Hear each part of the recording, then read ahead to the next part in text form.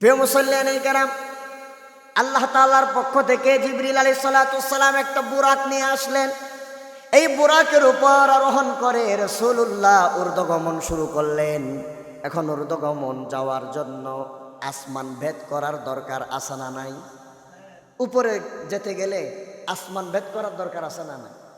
আসমানগুলা ভেদ করে করে রাসূলুল্লাহ সাল্লাল্লাহু আলাইহি ওয়াসাল্লাম যাচ্ছেন। রাসূলুল্লাহ যখন আসমান ভেদ করে উপরের দিকে উঠতেছেন, প্রত্যেকটা আসমানের মধ্যে এক একজন নবী রাসূলের সাথে আল্লাহ রাব্বুল আলামিন রাসূলুল্লাহর সাক্ষাৎ করিয়েছেন। কিতাবের মধ্যে পাওয়া যায় সর্বশেষ হলো সিদরাতুল মুনতাহা বর্ডার। এই সিদরাতুল মুনতাহা বর্ডার পর্যন্ত যাওয়ার আগে যে আসমানগুলো আছে, প্রত্যেক আসমানের মধ্যে এক একজন নবী রাসূলের সাথে আল্লাহ তাআলা রাসূলুল্লাহর সাক্ষাৎ করিয়েছেন।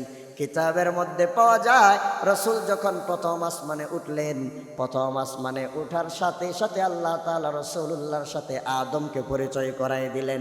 জিবরিল আলাইহিস সালাতু ওয়াস সালাম রাসূলুল্লাহকে বলে দিলেন, ওগো আল্লাহর হাবিব ইয়া রাসূলুল্লাহ, ইনি হচ্ছেন জাতির পিতা আদম আলাইহিস সালাতু ওয়াস সালাম। যত মানুষ এই পৃথিবীতে আছে, সমস্ত মানুষ নামক জাতিটার পিতা হচ্ছেন আদম আলাইহিস সালাতু ওয়াস সালাম, এবং তিনি সর্বপ্রথম মানুষ। আল্লাহ সুবহানাহু ওয়া তাআলার দরবারে শুকরিয়া জ্ঞাপন করছি যে মহান রব্বুল ইজ্জত ওয়াল জালাল আমাদেরকে দয়া করে মেহেরবানি করে পবিত্র জুমার দিন জুমার নামাজ আদায় করার জন্য মসজিদে উপস্থিত হওয়ার তৌফিক দান করেছেন। সেই জন্য সবাই শুকরিয়া আদায় করে পড়ছি আলহামদুলিল্লাহ। দরুদ এবং সালাম পেশ করছি রাহমাতুল্লিল আলামিন সাইয়্যিদুল মুরসালিন খাতামুন নবিয়্যিন মুহাম্মদুর রাসূলুল্লাহ সাল্লাল্লাহু আলাইহি ওয়াসাল্লামের উপর, যাকে আল্লাহ সুবহানাহু ওয়া তাআলা পৃথিবীতে সর্বশেষ নবী এবং রাসূল হিসেবে প্রেরণ করেছেন। সম্মানিত মুসল্লিয়ানে কেরাম, আজকে রজব মাসের ২০ তারিখ, ইংরেজি মাসের জানুয়ারির ৯ তারিখ ২০২৬ খ্রিস্টাব্দ। আজকের এই জুমায় আমরা রাসূলুল্লাহ সাল্লাল্লাহু আলাইহি ওয়াসাল্লামের জীবনে সংঘটিত উল্লেখযোগ্য এবং গুরুত্বপূর্ণ একটি মুজিজা ইসরা এবং মেরাজ নিয়ে আলোচনা করব ইনশাআল্লাহ।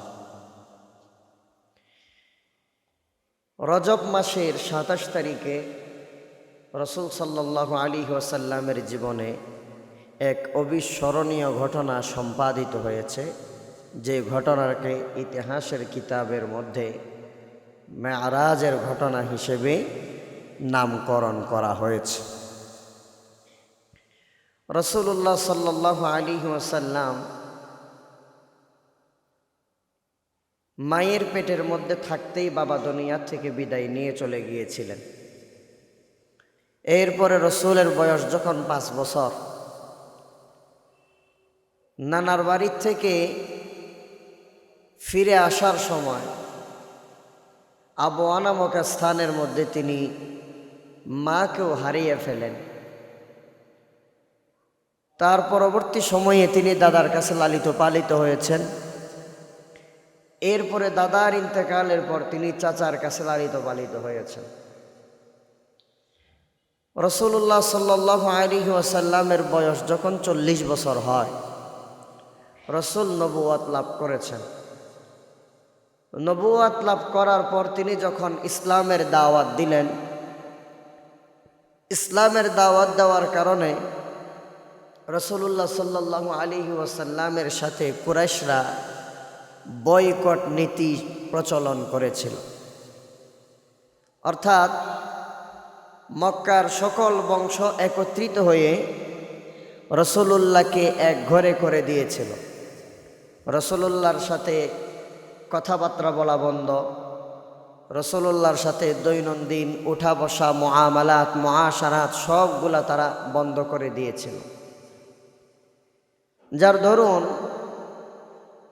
রাসূলুল্লাহ ইসলামের দাওয়াত দেওয়ার কারণে সাহাবা আবু তালিবের মধ্যে রাসূলুল্লাহ এবং রাসূলুল্লাহ সাল্লাল্লাহু আলাইহি ওয়াসাল্লামের সাথী যারা,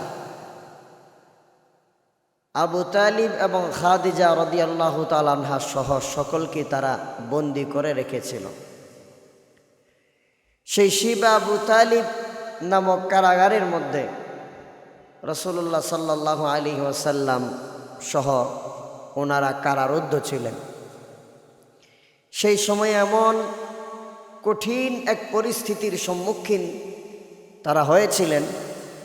সেখান থেকে ফিরে আসার পর রাসূলুল্লাহ সাল্লাল্লাহু আলাইহি ওয়াসাল্লামের চাচা আবু তালিব তিনি অসুস্থ হয়ে গেলেন। রাসূলের চাচা যখন অসুস্থ হয়ে গেল, কিছুদিনের মধ্যে তিনি সেই কষ্ট সহ্য করতে না পেরে বিদায় নিয়ে দুনিয়ার থেকে চলে গেলেন। মানসিকভাবে রাসূল ভেঙে পড়লেন যে রাসূলের বিপদের সময়ে নিরাপদ আশ্রয়স্থল দুনিয়ার থেকে চলে গিয়েছে।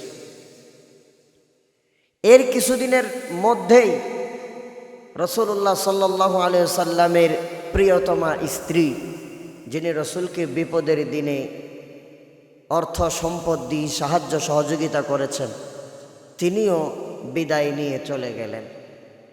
রাসূল সাল্লাল্লাহু আলাইহি ওয়াসাল্লাম মানসিকভাবে ভারাক্রান্ত হৃদয় নিয়ে মনের মধ্যে খুব গভীর একটা বেদনা কষ্ট তিনি অনুভব করলেন। সেই বছরকে ইসলামের ইতিহাসের মধ্যে আমুল হুজন তথা দুঃখের বছর বলা হয়েছে। শিয়াবে আবু তালিবের কষ্ট, জেলখানার কষ্ট, এরপরে চাচাকে হারানোর কষ্ট, এরপরে নিজের প্রিয়তমা সহধর্মিণী স্ত্রীকে হারানোর কষ্ট, সব কষ্ট রাসূলুল্লাহ সাল্লাল্লাহু আলাইহি সাল্লামের উপর একসাথে এসেছে। সেজন্য তিনি ভেঙে পড়েছে। এই ভেঙে পড়ার থেকে সান্ত্বনা দেওয়ার জন্যে, রাসূলুল্লাহর মনোবল শক্ত করার জন্যে রাসূল সাল্লাল্লাহু আলাইহি ওয়াসাল্লামকে আল্লাহ তাআলা নিজের সান্নিধ্যে নিয়ে গিয়েছিলেন এই মেরাজের মাধ্যমে। সেজন্য এটা ইসলামের ইতিহাসে খুব গুরুত্বপূর্ণ এক ঘটনা। রজব মাসের ২৭ তারিখে এই ঘটনাটা সংঘটিত হয়েছিল। কিতাবের মধ্যে পাওয়া যায় রাসূলুল্লাহ সাল্লাল্লাহু আলাইহি ওয়াসাল্লাম প্রিয়জন হারানোর ব্যথা সহ্য করতে না পেরে মনের মধ্যে খুব বেশি পরিমাণ আঘাত পাওয়ার কারণে একদিন রাসূলুল্লাহ সাল্লাল্লাহু আলাইহি ওয়াসাল্লাম কাবা ঘরের পাশে যে একটা জায়গা আছে, খোলা জায়গা, ওই জায়গার মধ্যে মানুষেরা নামাজ আদায় করে, সেই জায়গাটাকে বলা হয় হাতিম। ওই হাতিমে কাবার মধ্যে রাসূলুল্লাহ সাল্লাল্লাহু আলাইহি ওয়াসাল্লাম মন মরা হয়ে মনের মধ্যে কষ্ট নিয়ে বসে আছেন। কোন কোন বর্ণনা এসেছে রাসূলুল্লাহ নিজের ঘর তথা তার স্ত্রী উম্মে হানির ঘরের মধ্যে মনের মধ্যে ব্যথা নিয়ে কষ্ট নিয়ে বসে আছেন। এমন সময় আল্লাহ সুবহানাহু ওয়া তাআলা রাসূলুল্লাহ সাল্লাল্লাহু আলাইহি ওয়াসাল্লামের কাছে জিবরিল আলাইহিস সালাতু ওয়াস সালামকে পাঠিয়ে দিয়া বললেন, জিবরিল যাও আমার নবীকে গিয়ে বলো আজকে রাত্রে আমি আমার রাসূলকে এই মসজিদে হারাম থেকে মসজিদে আকসা পর্যন্ত ভ্রমণ করাবো এবং মসজিদে আকসা থেকে আরশে আজিম তথা আমি আল্লাহ তাআলার সান্নিধ্যে আমার রাসূলকে নিয়ে আসবো। সুবহানাল্লাহ। রাসূলকে সান্ত্বনা দিতে হবে, রাসূলের মনোবল যেন ভেঙে না পড়ে, সেজন্য আমি আল্লাহ তাআলা রাসূলুল্লাহকে আমার কাছে নিয়ে আসব। ওই রাত্রের ঘটনাটা দুই প্রকারের হয়েছে। এক প্রকার হলো ইসরা তথা রাত্রিকালীন ভ্রমণ, দুই প্রকার দ্বিতীয় নাম্বার যে ভ্রমণটা হয়েছে সেটা হলো মেরাজ তথা ঊর্ধ্বগমন। জিবরিল আলাইহিস সালাতু ওয়াস সালাম রাসূলুল্লাহর কাছে চলে আসলেন নবুয়তের 10ম কিংবা 11তম বছর এবং হিজরতের প্রায় 1.5 বছর আগে রজব মাসের 27 তারিখে রাত্রিবেলা এই ভ্রমণটা আল্লাহ তাআলা সংগঠিত করেছেন। কোরআন হাকিমের মধ্যে এই ভ্রমণের ব্যাপারে আল্লাহ তাআলা বলেন, সুবহানাল্লাযী আসরা বিআবদিহি লাইলাম মিনাল মাসজিদিল হারামি ইলাল মাসজিদিল আকসা الذي باركنا حوله لنريه من آياتنا إنه هو السميع البصير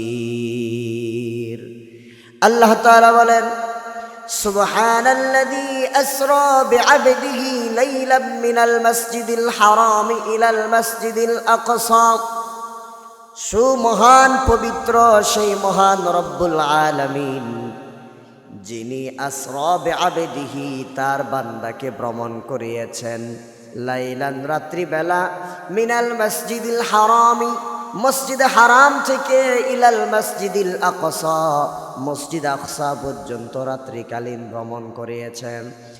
আমার নবী যখন মন মরা হয়ে মনের মধ্যে কষ্ট নিয়ে হাতিমে কাবার মধ্যে বসে আছেন, এমন সময় জিবরিল আলাইহিস সালাতু ওয়াস সালামকে আল্লাহ তাআলা পাঠিয়ে দিয়ে বললেন, আমার নবীকে সঙ্গে নিয়ে তুমি মসজিদে হারাম থেকে মসজিদে আকসার দিকে রওনা হয়ে যাও। আমি আল্লাহ তাআলা আমার নবীকে মসজিদে আকসার মধ্যে নিয়ে যাব। মসজিদে আকসার মধ্যে নিয়ে যাওয়ার পরে কি হবে? আল্লাহ রাব্বুল আলামিন বলেন, মসজিদ আকসার মধ্যে আমার নবী যখন চলে যাবে তখন আমার নবী সেই জায়গায় যেই উটের মধ্যে বাহনের মধ্যে চড়ে রসুল গিয়েছেন সেই জায়গার মধ্যে একটা পাথরের সাথে ওই বাহনটাকে বেঁধে রাখবেন। এরপরে মসজিদ আকসার মধ্যে প্রবেশ করবেন।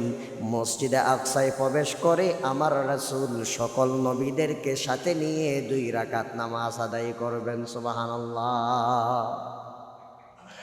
এই যে মসজিদে হারাম থেকে মসজিদে আকসা পর্যন্ত নবীজি গেলেন, এটাকে বলা হয় ইসরা। এটাকে কি বলা হয়?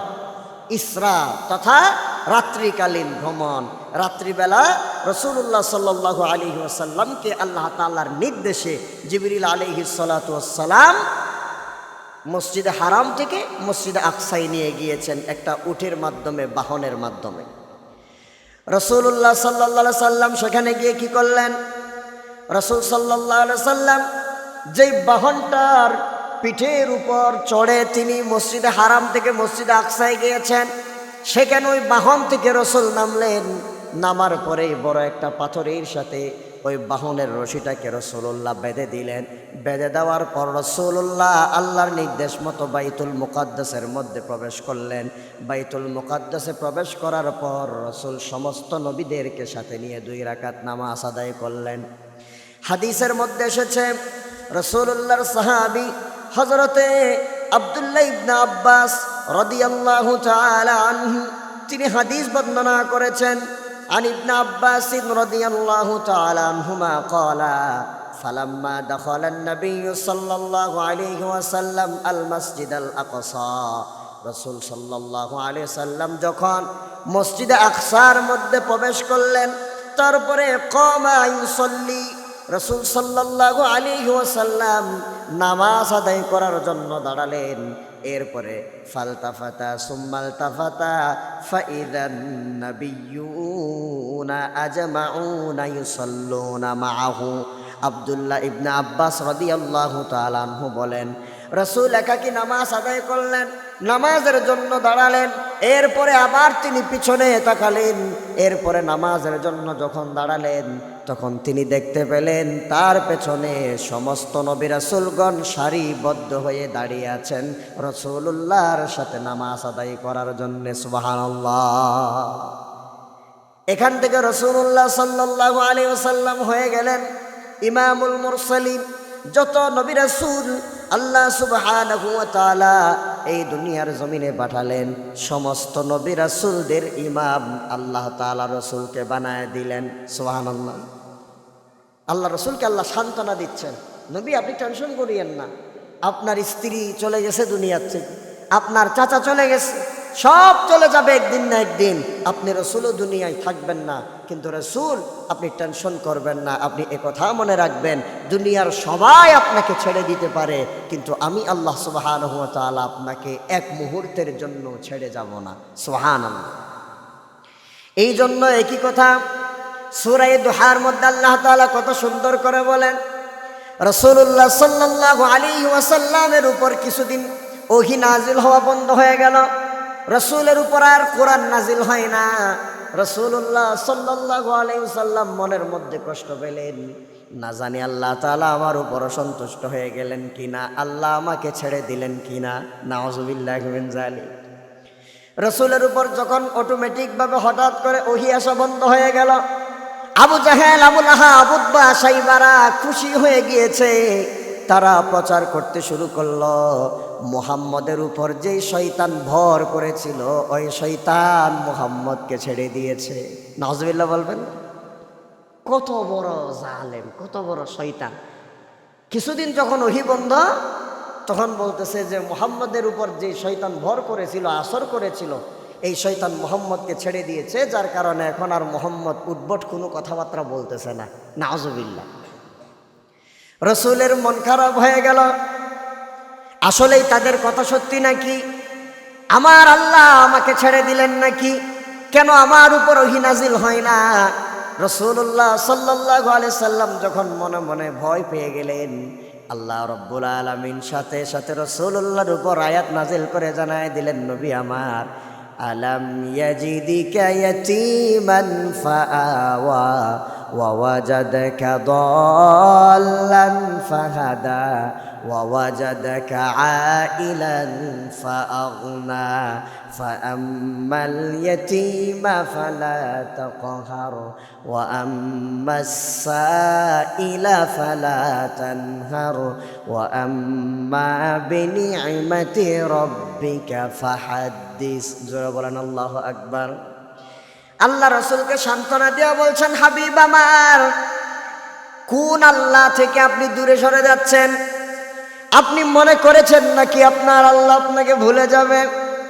আপনি তো জানেন না ও নবী, আমি আল্লাহ রাব্বুল আলামিন শয়তানদের যেই শক্তি, ওই শক্তিকে খুব ক্ষীণ মনে করে এই দুনিয়ার জমিনে তৈরি করেছি।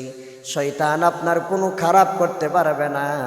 আর আপনি শুনে রাখেন, আপনি নিজে মনে করেছেন আল্লাহ তাআলা আপনাকে ভুলে যাবে। না না, এটা কোনোদিনও হবে না। আপনার আল্লাহ আপনাকে কোনোদিন আগেও ভুলে যায় নাই, সামনেও ভুলে যাবে না। সুবহানাল্লাহ বলেন। আল্লাহ তাআলা বলেন, হাবিব আমার, আমি আল্লাহ কিভাবে আপনাকে ভুলে যেতে পারি? আলাম ইয়াজিদিকা ইয়াতীমান ফাআওয়া। ও হাবিব আমার, আমি আল্লাহ তাআলা যদি আপনাকে ভুলেই যেতাম তাহলে তো অনেক আগেই ভুলে যেতে পারতাম।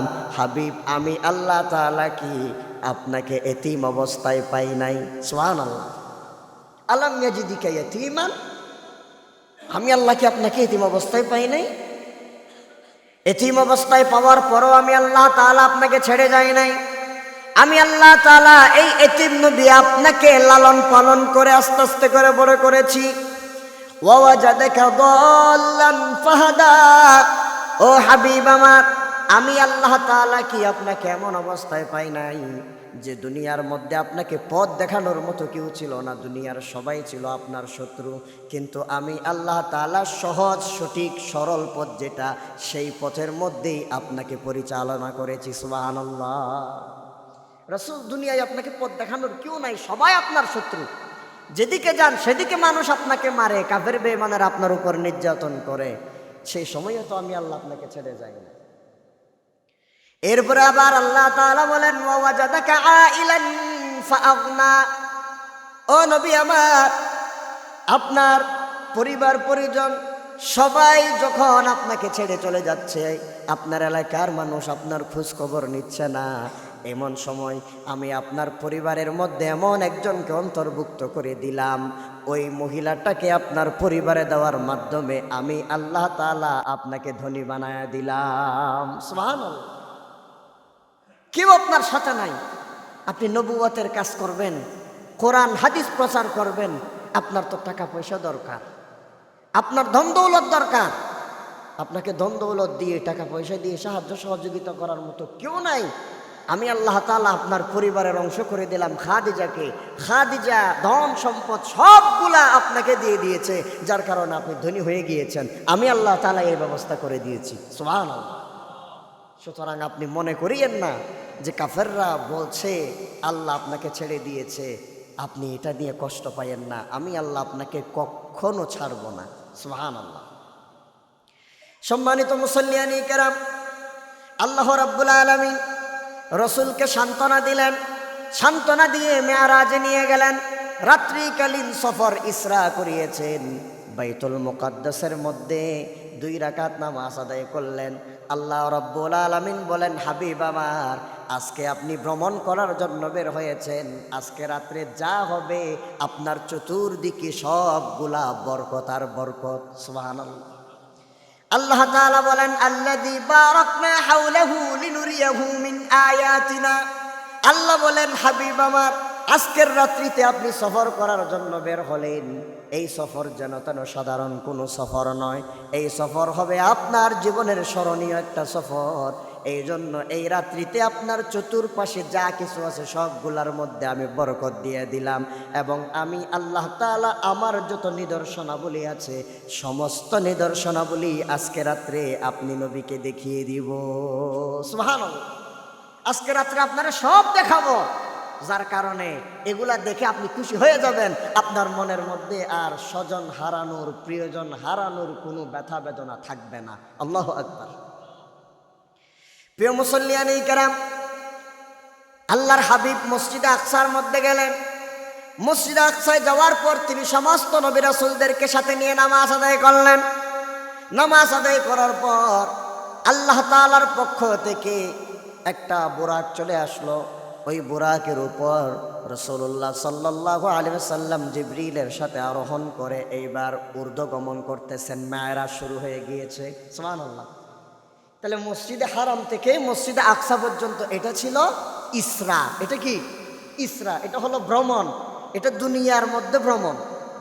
এখন মসজিদে আকসা থেকে যেটা হচ্ছে সেটা হলো মেরাজ।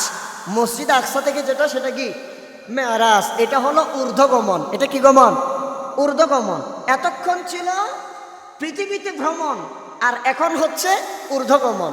আল্লাহ তাআলা তার রাসূলকে, তার হাবিবকে স্বয়ং নিজের কাছে নিয়ে যাচ্ছেন। সুবহানাল্লাহ। প্রিয় মুসল্লিয়ানে কেরাম, আল্লাহ তাআলার পক্ষ থেকে জিবরিল আলাইহিস সালাতু ওয়াস সালাম একটা বুরাক নিয়ে আসলেন। এই বুরাকের উপর আরোহণ করে রাসূলুল্লাহ ঊর্ধ্বগমন শুরু করলেন। এখন ঊর্ধ্বগমন যাওয়ার জন্য আসমান ভেদ করার দরকার আছে না নাই? উপরে যেতে গেলে আসমান ভেদ করার দরকার আছে না নাই? আসমানগুলা ভেদ করে করে রাসূলুল্লাহ সাল্লাল্লাহু আলাইহি ওয়াসাল্লাম যাচ্ছেন। রাসূলুল্লাহ যখন আসমান ভেদ করে উপরের দিকে উঠতেছেন, প্রত্যেকটা আসমানের মধ্যে এক একজন নবী রাসূলের সাথে আল্লাহ রাব্বুল আলামিন রাসূলুল্লাহর সাক্ষাৎ করিয়েছেন। কিতাবের মধ্যে পাওয়া যায় সর্বশেষ হলো সিদরাতুল মুনতাহা বর্ডার। এই সিদরাতুল মুনতাহা বর্ডার পর্যন্ত যাওয়ার আগে যে আসমানগুলো আছে, প্রত্যেক আসমানের মধ্যে এক একজন নবী রাসূলের সাথে আল্লাহ তাআলা রাসূলুল্লাহর সাক্ষাৎ করিয়েছেন। কিতাবের মধ্যে পাওয়া যায় রাসূল যখন প্রথম আসমানে উঠলেন, প্রথম আসমানে ওঠার সাথে সাথে আল্লাহ তাআলা রাসূলুল্লাহর সাথে আদমকে পরিচয় করায় দিলেন। জিবরিল আলাইহিস সালাতু ওয়াস সালাম রাসূলুল্লাহকে বলে দিলেন, ওগো আল্লাহর হাবিব ইয়া রাসূলুল্লাহ, ইনি হচ্ছেন জাতির পিতা আদম আলাইহিস সালাতু ওয়াস সালাম। যত মানুষ এই পৃথিবীতে আছে সমস্ত মানুষ নামক জাতিটার পিতা হচ্ছেন আদম আলাইহিস সালাতু ওয়াস সালাম, এবং তিনিই সর্বপ্রথম মানুষ, তিনিই সর্বপ্রথম নবী। রাসূলুল্লাহ তার সাথে কথা বললেন। কথা বলার পর দ্বিতীয় আসমানে গেলেন। দ্বিতীয় আসমানে যাওয়ার পর 2 জন নবী সেখানে উপস্থিত। জিবরিল আলাইহিস সালাতু ওয়াস সালাম আল্লাহর হাবিবের সাথে তাদেরকে পরিচয় করে দিলেন। পরিচয় করিয়ে দিয়ে জিবরিল বললেন, ইয়া রাসূলুল্লাহ, এই যে 2 জন নবী দেখতে পাচ্ছেন, ইনি হলেন ঈসা আলাইহিস সালাতু ওয়াস সালাম, যিনি আপনার আগে দুনিয়ার মধ্যে এসেছেন। আর দ্বিতীয় নাম্বার যিনি, তিনি হলেন আল্লাহর আরেকজন নবী ইয়াহইয়া আলাইহিস সালাম। দ্বিতীয় আসমানে এই 2 জনের সাথে দেখা। এইবার দ্বিতীয় আসমান ভেদ করে তাদের সাথে কথা বলার পর রাসূলুল্লাহ তৃতীয় আসমানের মধ্যে গেলেন। তৃতীয় আসমানে যাওয়ার পর তিনি দেখতে পেলেন এমন একজন সৌন্দর্যমণ্ডিত চেহারার অধিকারী একজন মানুষ, একজন নবী। তিনি আর কেউ নন, যাকে আল্লাহ তাআলা পৃথিবীর অর্ধেক সৌন্দর্য দান করেছিলেন, যাকে দেখার পরে মিশরের মহিলারা আপেল কাটতে গিয়ে হাত কেটে ফেলেছে, যার প্রেমে জুলাইখা দেওয়ানা হয়ে গিয়েছিল। তিনি সেই মহান নবী হযরতে ইউসুফ আলাইহিস সালাম। তৃতীয় আসমানের মধ্যে ইউসুফ আলাইহিস সালামের সাথে তিনি দেখা করলেন। সাক্ষাৎ করার পরে এইবার রাসূলুল্লাহ চতুর্থ আসমানে উঠলেন। চতুর্থ আসমানে তিনি দেখতে পেলেন সেখানে একজন নবী আছেন, তিনি হলেন হযরতে ইদ্রিস আলাইহিস সালাম। তার সাথে দেখা করার পর তিনি এবার চলে গেলেন পঞ্চম আসমানে। পঞ্চম আসমানে যাওয়ার পর তিনি সেখানে দেখতে পেলেন একজন পয়গম্বর, যিনি মূসা আলাইহিস সালামের ভাই। মূসা আলাইহিস সালাম যখন দাওয়াত দিচ্ছেন, আল্লাহকে বললেন, রব্বুল আলামিন, ফেরাউনের বাহিনী অনেক বড়, আমি একা দাওয়াত দেওয়া সম্ভব নয়, আমি মূসাকে সাহায্য করার জন্য আপনি আরেকজন পয়গম্বর আমার সাথে দিয়া দেন। আল্লাহ রব্বুল আলামিন মূসাকে ডাক দিয়া বলেন, মূসা, দুনিয়ার কোনো সাধারণ মানুষ তোমার সাথে নবী বানায়া দিব না, তুমি তোমার ভাই হারুনকে সাথে নিয়ে ফেরাউনকে দাওয়াত দাও। আল্লাহর হাবিব সাল্লাল্লাহু আলাইহি সাল্লাম পঞ্চম আসমানে যখন উঠলেন, সেখানে দেখতে পেলেন মূসা আলাইহিস সালামের ভাই হারুন আলাইহিস সালাম। এই হারুন আলাইহিস সালামের সাথে পঞ্চম আসমানে মুলাকাত করলেন, সাক্ষাৎ করলেন। সাক্ষাৎ করার পর রাসূলুল্লাহ সাল্লাল্লাহু আলাইহি সাল্লাম ষষ্ঠ আসমানে আরোহণ করলেন। ষষ্ঠ আসমানে যখন আরোহণ করলেন, সেখানে দেখতে পেলেন একজন পয়গম্বর মূসা আলাইহিস সালাম। জিবরিল বলেন, ইয়া রাসূলুল্লাহ, তিনি কোনো সাধারণ পয়গম্বর নয়, যে পয়গম্বর মালাকুল মাউতকে পর্যন্ত থাপ্পড় মেরেছিল। সুবহানাল্লাহ। কেন থাপ্পড় মেরেছিল? কারণ কি? মালাকুল মাউত মূসা আলাইহিস সালামের কাছে এসে জান কবজ করে নিয়ে যাচ্ছে। মূসা আলাইহিস সালাম বলেন, আরে মালাকুল মাউত, তুমি আসছো আমার জান কবজ করার জন্য, কিন্তু অনুমতি নিলা না। আমি তো আল্লাহর একজন নবী, অনুমতি না নিয়ে আসছো, সেই জন্য একটা জোরে কষে থাপ্পড় মেরে দিয়েছে। মালাকুল মাউত জান কবজ না করে আল্লাহর কাছে চলে গিয়ে বলছে, রব্বুল আলামিন কার কাছে পাঠাইলেন? তার জান যখন কবজ করতে গেলাম, সে আমারে কষে একটা থাপ্পড় মেরে দিছে। বলে, থাপ্পড় মারার কারণ কি? আল্লাহকে মালাকুল মাউত বলছে, রব্বুল আলামিন তার কাছে গেছি, কিন্তু অনুমতি নিই নাই, সেজন্য থাপ্পড় মারছে। বলে, আমার মূসা কি চায়? বলে, মূসা কি চায় সেটা তো জানি না।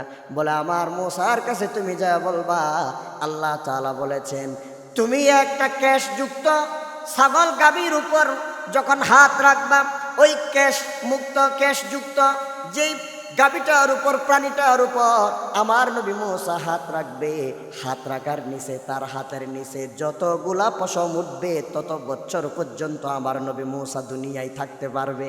সুবহানাল্লাহ।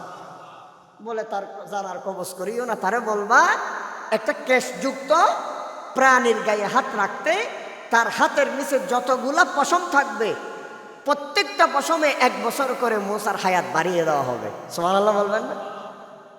এখন এই প্রস্তাব নিয়ে মূসা আলাইহিস সালামের কাছে মালাকুল মাউত গেছে। বলে যে, আল্লাহ তাআলা বলছেন এরকম এই কাজ করতে, আল্লাহ তাআলা ততদিন পর্যন্ত আপনার হায়াত। মালাকুল মাউতকে বলতেছে, তারপরে কি হবে? আল্লাহর কাছে আবার গেছে। বলে যে, আল্লাহ, উনি জানতে চাইছেন তারপরে কি হবে। আল্লাহ তাআলা বললেন, যদি এরপরে আরো চাই আরো বাড়াই দেওয়া হবে। এরপরে কি হবে? বলে, এরপরে হয়তো একদিন মরতেই হবে, একদিন মরতেই হবে, বেঁচে থাকতে পারবে না। তখন মূসা আলাইহিস সালাম বলছেন যে, আজ হোক কিংবা কাল হোক, 1 বছর আগে হোক 1 বছর পরে হোক, মরতেই যখন হবে, আল্লাহ তাআলা তোমাকে পাঠাইছেনই আমার জান কবজ করার জন্য। আসলে তুমি অনুমতি নাও না, সেজন্য মাথা একটু গরম হয়ে গেছিল, থাপ্পড়টা মেরে দিছি, কিন্তু হুকুম তো আল্লাহর, তুমি আমার জানটা কবজ করে ফেলো। সুবহানাল্লাহ বলবেন। সম্মানিত মুসল্লিয়ানে কেরাম, ষষ্ঠ আসমানের মধ্যে তিনি মূসার সাথে দেখা করলেন। এইবার সপ্তম আসমান। সপ্তম আসমানের পরে আর কোনো আসমান আছে নাকি? আর কোনো আসমান আছে? আর কোনো আসমান নাই। এখন সপ্তম আসমানে তিনি দেখা করলেন ওনার যে বংশের মধ্যে তিনি জন্মগ্রহণ করেছেন, যার দুয়ার কারণে রাসূলুল্লাহ পৃথিবীতে আগমন করেছেন, সেই নবী হযরতে ইব্রাহিম আলাইহিস সালাম। সুবহানাল্লাহ। সবার শেষে জাতির পিতা মুসলমানদের জাতির পিতার সাথে তিনি দেখা করলেন। সেখানে দেখা করার পর রাসূলুল্লাহ সাল্লাল্লাহু আলাইহি সাল্লামকে হযরত ইব্রাহিম আলাইহিস সালাতু ওয়াস সালাম দেখা মাত্রই সম্মান করলেন, সাদর সম্ভাষণ জানালেন, সালাম জানালেন। সুবহানাল্লাহ। ইব্রাহিম আলাইহিস সালাতু ওয়াস সালাম নিজে সম্মান জানাচ্ছেন, সালাম দিচ্ছেন। সালাম দেওয়ার পরে ইব্রাহিম আলাইহিস সালাতু ওয়াস সালাম রাসূলুল্লাহ সাল্লাল্লাহু আলাইহি ওয়াসাল্লামকে বলছেন, ও মুহাম্মদ, আপনি শুনে রাখুন, আপনার উপর আমার পক্ষ থেকে সালাম এবং আপনার উম্মতের জন্য আমার পক্ষ থেকে সালাম। সুবহানাল্লাহ। আপনি দুনিয়াতে যখন আবার যাবেন, সিদরাতুল মুনতাহা, জান্নাত, জাহান্নাম, আল্লাহর আরশে আজিম সবগুলা ভ্রমণ করে যখন দুনিয়াতে যাবেন, আমি ইব্রাহিমের পক্ষ থেকে আপনার যত উম্মত আছে সমস্ত উম্মতকে একটা সালাম দিয়ে দিবেন। সুবহানাল্লাহ। দেখেন, নবী আমাদেরকে সালাম দিচ্ছে, এটা চারটিখানি কথা না। তো সালাম দেওয়ার পরে কি বলবা? মুহাম্মদ, তুমি তোমার উম্মত গুলারে বলবা যে জান্নাত এটা আল্লাহ সুবহানাহু ওয়া তাআলার পক্ষ থেকে বিশাল বড় এক নিয়ামত। যে জান্নাতটা তোমার উম্মতকে আল্লাহ তাআলা দিবেন, ওই জান্নাতের মাটি হবে পুত পবিত্র এবং ওই জান্নাতের পানি হবে অত্যন্ত সুমিষ্ট। সুবহানাল্লাহ। এই জান্নাতের সুসংবাদ তাদেরকে দিবা এবং ওই জান্নাত খুব সুন্দর, পরিচ্ছন্ন, তার আবহাওয়া নির্মল। এই জান্নাতের গাছ কি সেটা একটু তোমার উম্মতরে জানাই দিবা। ইব্রাহিম আলাইহিস সালাতু ওয়াস সালাম রাসূলুল্লাহ সাল্লাল্লাহু আলাইহি সাল্লামকে বলছে, ওই জান্নাতের গাছ হলো সুবহানাল্লাহ, আলহামদুলিল্লাহ, লা ইলাহা ইল্লাল্লাহু ওয়াল্লাহু আকবার, ওয়ালা হাওলা ওয়ালা কুওয়াতা ইল্লা বিল্লাহ। এই পাঁচটা বাক্য হচ্ছে জান্নাতের গাছ। এই পাঁচটা বাক্য কিসের গাছ? মুখস্থ করেন। সুবহানাল্লাহ, আলহামদুলিল্লাহ, লা ইলাহা ইল্লাল্লাহ, আল্লাহু আকবার, ওয়ালা হাওলা ওয়ালা কুওয়াতা ইল্লা বিল্লাহ। এই পাঁচটা বাক্য বারবার পড়বেন। হাদিসের মধ্যে আছে, রাসূলুল্লাহ সাল্লাল্লাহু আলাইহি সাল্লাম বলেছেন, যেই ব্যক্তি জান্নাতের মধ্যে গাছ রোপণ করতে চায় সে যেন এই জিকিরগুলা বেশি বেশি করে পড়ে। আমরা এই জিকিরগুলা করতে পারবো তো ইনশাআল্লাহ? পারবো তো ইনশাআল্লাহ? আল্লাহ আমাদেরকে তৌফিক দান করুন, সবাই বলি আমিন। এই লা হাওলা ওয়ালা কুওয়াতা ইল্লা বিল্লাহর একটা ফজিলত বলে শেষ করছি আজকে। আগামী জুমায় মেরাজের বাকি অংশ হবে। রাসূল সাল্লাল্লাহু আলাইহি সাল্লাম বলছেন, লা হাওলা ওয়ালা কুওয়াতা ইল্লা বিল্লাহ, এই বাক্য এটা হচ্ছে জান্নাতের গুপ্ত ভান্ডার। সুবহানাল্লাহ। আওয়াজ শোনা যাচ্ছে তো? লা হাওলা ওয়ালা কুওয়াতা ইল্লা বিল্লাহ এটা হচ্ছে কানজুম মিন কুনুজিল জান্নাহ।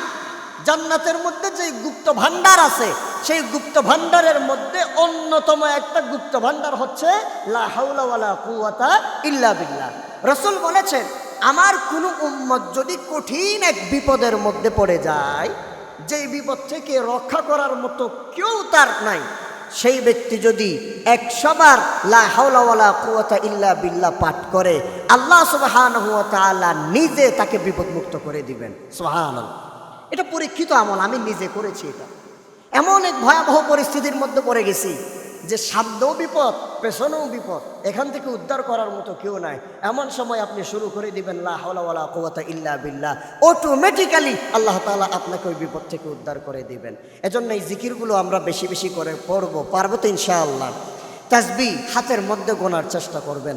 এই সুবহানাল্লাহ, আলহামদুলিল্লাহ, লা ইলাহা ইল্লাল্লাহ, আল্লাহু আকবার, এগুলো 5 ওয়াক্ত নামাজের পরে আমরা নিয়মিত আদায় করি, ঠিক না? এগুলো একটু নিয়মিত আদায় করব আর বেশি বেশি করে লা হাওলা ওয়ালা কুওয়াতা ইল্লা বিল্লাহ পাঠ করব। আল্লাহ তাআলা আমাদেরকে বুঝার, আমল করার তৌফিক দান করুন, সবাই বলি আমিন। তাহলে আমরা মেরাজের মধ্যে এখন কোথায় আছি? 7ম আসমানে। কোথায় আছি? আগামী জুমায় এর পরবর্তী ইনশাআল্লাহ আলোচনা হবে। ততদিন পর্যন্ত আল্লাহ আমাদেরকে ভালো রাখুন, সুস্থ রাখুন, সবাই বলেন আল্লাহুম্মা আমিন। আইইউবি মিডিয়া, অপসংস্কৃতি মুক্ত আধুনিক ভিডিও সেন্টার।